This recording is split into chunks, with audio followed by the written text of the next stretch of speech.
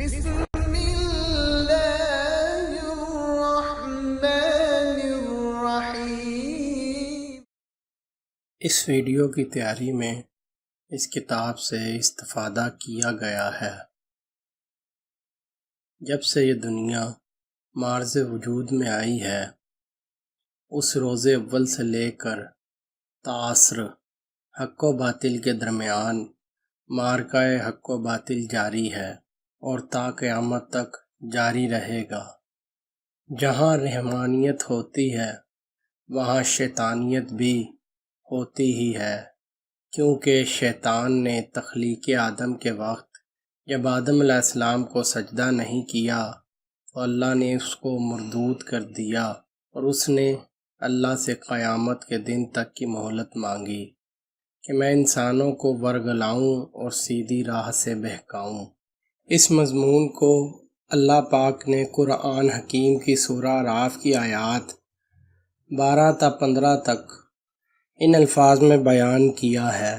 قال ما منعك ألا تسجد إذ أمرتك قال أنا خير منه خلقتني من نار وخلقته من طين۔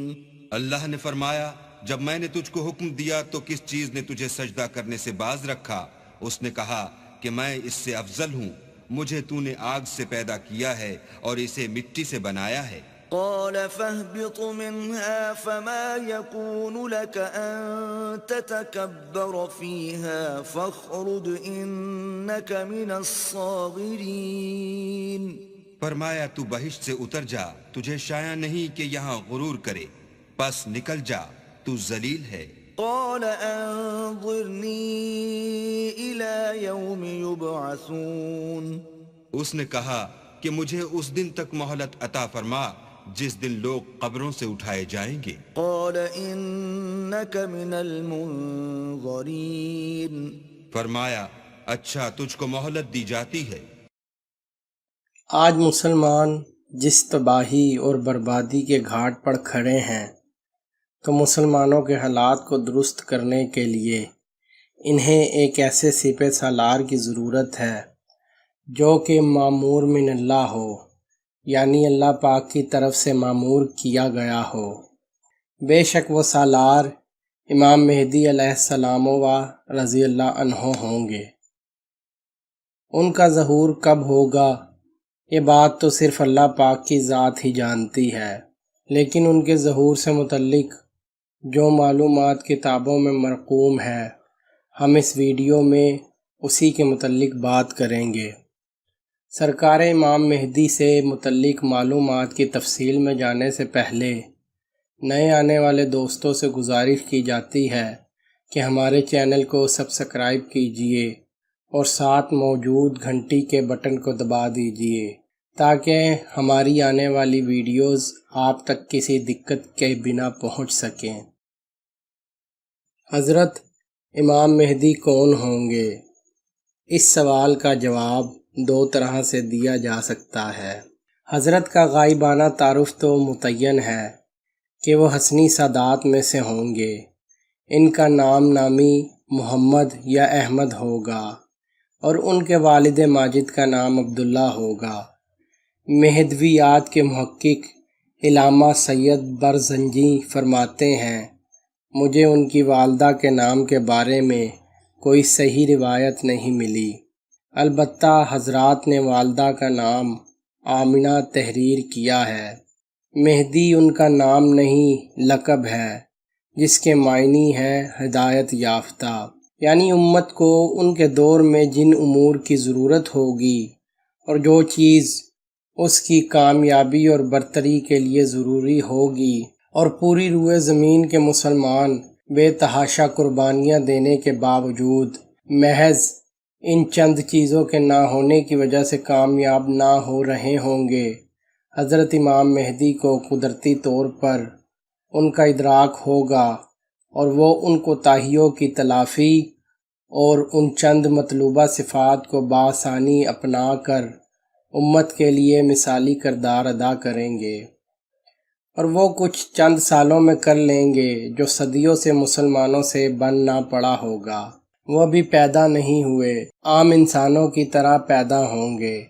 40 سال کی عمر میں امت مسلمہ ان کو اپنا قائد بنائے گی اور ان کے ہاتھ پر بیعت کر کے کفر کے برپا کردہ مظالم کے خلاف وہ عظیم جہاد شروع کریں گے، جس کا خاتمہ عالمی خلافت اسلامیہ کے قیام پر ہوگا۔ جناب امام مہدی کا یہ تو وہ تعارف ہے جو کہ احادیث میں مرقوم ہے۔ جہاں تک بات حاضرانہ تعارف کی ہے تو اس سلسلے میں سب سے پہلے یہ یاد رکھنا چاہیے کہ وہ شخص سچا مہدی کبھی ہو ہی نہیں سکتا جو مہدی ہونے کا دعویٰ کرے۔ دعویٰ مہدویت اور حقیقی مہدویت میں آگ اور پانی کا سا تضاد ہے۔ اس کے کئی دلائل ہیں۔ چونکہ جھوٹے مدعی ہر دور میں فتنہ پھیلاتے رہے ہیں، ہمارے زمانے میں بھی اس روحانی منصب پر فائز ہو کر دنیاوی مفادات بٹورنے والوں کی کمی نہیں، لہٰذا ہم جھوٹے مدعیوں کے فتنے کی تردید میں چند مضبوط دلائل پیش کرنے کی کوشش کرتے ہیں۔ مہدویت ایک روحانی منصب ہے اور شیخ حضرت مولانا پیر ذوالفقار احمد صاحب نقشبندی کا ایک مقولہ ہے، تصوف کے میدان میں مدعی کی سزا پھانسی ہے۔ پھر بات یہ ہے کہ حسنی سادات کو ظہور امام مہدی کا انعام ملا ہی اس لیے ہے کہ وہ اپنے جائز دعوے اور حق سے دستبردار ہو گئے تھے، تو اب سچے مہدی کے لیے دعوے کے ذریعے یہ عظیم منصب حاصل کرنے کی کیا گنجائش رہ جاتی ہے؟ تفصیل اس اجمال کی یہ ہے کہ نواسہ رسول سیدنا امام حسن رضی اللہ عنہ عظیم اثار کا مظاہرہ کرتے ہوئے حضرت امیر معاویہ رضی اللہ عنہ کے حق میں خلافت سے دستبردار ہو گئے تھے اور محض مسلمانوں میں اتفاق اور صلح کی خاطر اپنا حق چھوڑ دیا تھا۔ اس کے بدلے آخری زمانے میں جب امت کو اتفاق اور اتحاد کی ضرورت ہوگی تو اللہ پاک انہی کی اولاد میں سے ایک مجاہد سپہ سالار عالمی سطح پر خلافت کے قیام کے لیے منتخب فرمائیں گے، کیونکہ اللہ تعالیٰ کا قانون یہی ہے کہ جو شخص اللہ تعالیٰ کی رضا کی خاطر کوئی چیز چھوڑ دیتا ہے تو اللہ تعالیٰ اس کو یا اس کی اولاد کو اس سے بہتر چیز عنایت فرما دیتے ہیں۔ چنانچہ محدود علاقے میں خلافت چھوڑنے کے بدلے امام حسن رضی اللہ عنہ کی اولاد کو عالمی خلافت کا انعام ملے گا۔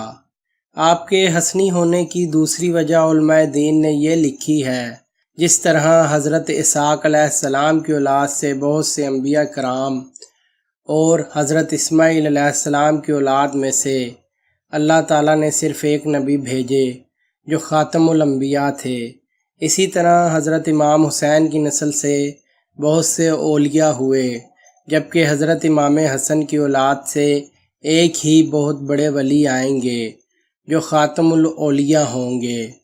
مہدویت کا از خود دعویٰ کرنے والے کے جھوٹے ہونے کی دوسری دلیل یہ ہے کہ امام مہدی تو حدیث شریف کی بیان کردہ واضح علامت اور سچے اللہ والوں کے طریقے کے مطابق امامت و عہدہ اور منصب قبول کرنے سے جتنا ان سے بن پڑے گا گریز کریں گے، حتیٰ کہ وہ 7 علماء جو دنیا کے مختلف حصوں سے حضرت کی تلاش میں آئیں گے اور ہر ایک کے ہاتھ پر 310 سے کچھ اوپر افراد نے بیعت کر رکھی ہوگی، اور یہ سب مل کر شدت سے اس شخص کو تلاش کر رہے ہوں گے جس کے ہاتھ پر بیعت سے امت میں اتحاد اور اتفاق ہوگا، مرکزی قیادت نصیب ہوگی، فتنوں کا خاتمہ ہوگا، یورپ کے صلیبیوں اور امریکہ و اسرائیل کے یہودیوں کی سازشیں دم توڑیں گی اور حکومت الہیہ قائم ہوگی۔ یہ سب اہل علم و صلاح بھی ہوں گے اور اپنی اپنی جماعت سے موت تک جہاد کی بیعت بھی لیے ہوئے ہوں گے۔ یہ 7 حضرات مل کر حضرت کو حرمین میں تلاش کریں گے۔ جب حضرت تک پہنچ جائیں گے اور ان میں تمام علامتیں پائیں گے تو تصدیق کے لیے ان سے پوچھیں گے آپ فلاں ابن فلاں ہیں؟ تو حضرت ان کو خوبصورتی سے ٹالتے ہوئے کہیں گے میں تو ایک انصاری ہوں، یعنی اللہ کے دین کی مدد کرنے والا، اور یہ کہہ کر مکہ مکرمہ سے چھپ کر مدینہ منورہ چلے جائیں گے۔ یہ 7 حضرات جناب امام مہدی کو تلاش کرتے کرتے مدینہ شریف پہنچ جائیں گے۔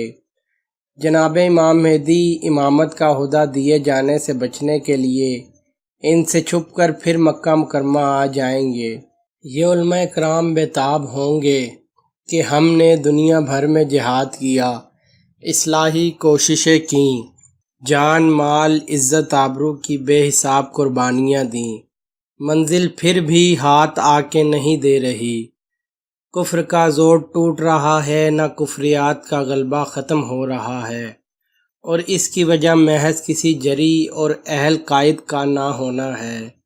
امت کو جس قائد کی ضرورت ہے جس میں عقل و سمجھ بوجھ بھی ہو، جرت و شجاعت بھی، اور قدرت کی طرف سے ہدایت و نصرت بھی، اور اس کے قریب پہنچ کر بھی ہم محروم رہ گئے۔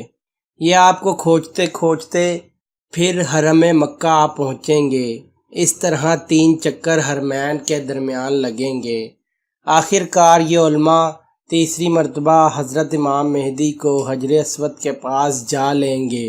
آپ کعبے کے ساتھ لپٹ کر چہرہ کعبے کی دیوار پر رگڑتے ہوئے امت کی حالت پر رو رہے ہوں گے۔